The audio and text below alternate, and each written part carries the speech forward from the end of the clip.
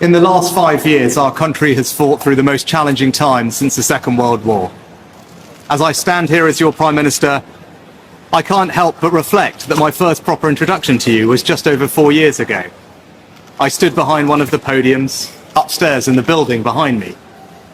I told you that we faced a generation-defining moment, and that we as a society would not be judged by some government action, but by the small acts of kindness that we showed one another. You met that challenge, and then some, and I have never been prouder to be British. And when I introduced the furlough scheme, I did so not because I saw a country simply in need of desperate help, albeit we were, but because I saw a country whose future hung in the balance. I could be bold and trust in the tens of millions of you at home that you would rise to the moment, or I could accept the inevitable millions of job losses and pick up the pieces. In truth, it was no choice at all. I have never and will never leave the people of this country to face the darkest of days alone, and you know that because you've seen it. As I did then, I will forever do everything in my power to provide you with the strongest possible protection I can. That is my promise to you. Because for so many of us, it's easy to forget the scale of what we've been through. We were hit by a pandemic that upended normal life. Who would have thought that the government would ever tell us how many times a day we could leave our homes?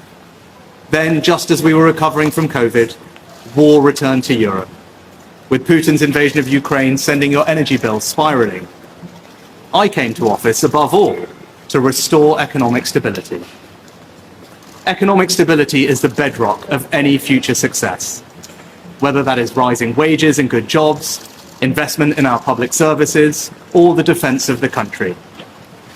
And because of our collective sacrifice and your hard work, we have reached 2 major milestones in delivering that stability, showing that when we work together, anything is possible. Our economy is now growing faster than anyone predicted, outpacing Germany, France, and the United States. And this morning it was confirmed that inflation is back to normal. This means that the pressure on prices will ease and mortgage rates will come down. This is proof that the plan and priorities I set out are working. I recognise that it has not always been easy.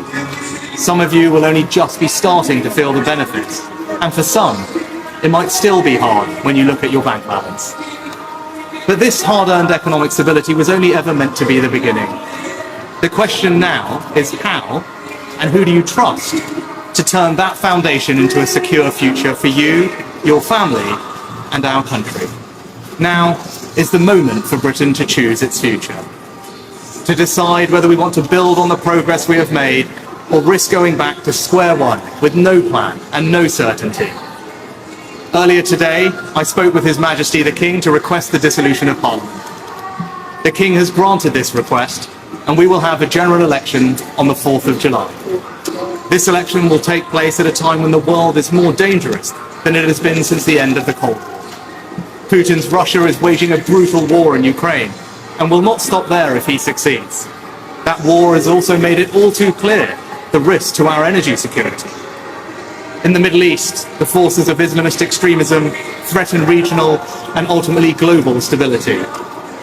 These tensions are exploited by extremists who seek to undermine our values and divide our society here at home. Is looking to dominate the 21st century by stealing a lead in technology. And migration is being weaponized by hostile states to threaten the integrity of our borders. These uncertain times call for a clear plan and bold action to chart a course to a secure future. You must choose in this election who has that plan, who is prepared to take the bold action necessary to secure a better future for our country and our children. Now, I cannot and will not claim that we have got everything right. No government should. But I am proud of what we have achieved together, the bold actions we have taken, and I'm confident about what we can do in the future. We've tackled inflation, controlled debt, cut workers' taxes, and increased the state pension by £900. We've reduced taxes on investment and seized the opportunities of Brexit. to make this the best country in the world to grow a business, put record amounts of funding into our NHS and ensured it is now training the doctors and nurses it needs in the decades to come.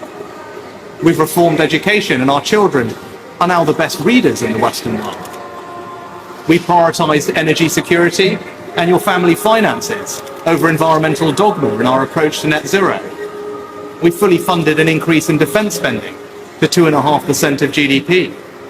We made a decision to invest more in local transport that you actually use, rather than endlessly plough more money into HS2. We set out a comprehensive plan to reform our welfare system, to make it fair for those who pay for it as well as those who need it.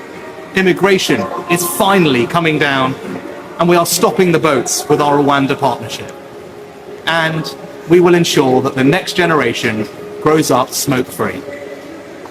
I hope that my work since I became Prime Minister shows that we have a plan and are prepared to take bold action necessary for our country to flourish. Now, I've stuck with that plan and always been honest with you about what is needed, even when that's been difficult. Because I'm guided by doing what is right for our country, not what is easy. I can't say the same thing for the Labour Party, because I don't know what they offer. And in truth, I don't think you know either. And that's because they have no plan. There is no bold action. And as a result, the future can only be uncertain with them. On the 5th of July, either Keir Starmer or I will be Prime Minister. He has shown time and time again that he will take the easy way out and do anything to get power. If he was happy to abandon all the promises he made to become Labour leader once he got the job, how can you know that he won't do exactly the same thing if he were to become Prime Minister? If you don't have the conviction to stick to anything you say, if you don't have the courage to tell people what you want to do, and if you don't have a plan, how can you possibly be trusted to lead our country, especially at this most uncertain of times? Over the next few weeks, I will fight for every vote. I will earn your trust, and I will prove to you that only a Conservative government led by me will not put our hard-earned economic stability at risk, can restore pride and confidence in our country, and with a clear plan and bold action, will deliver a secure future for you, your family, and our United Kingdom.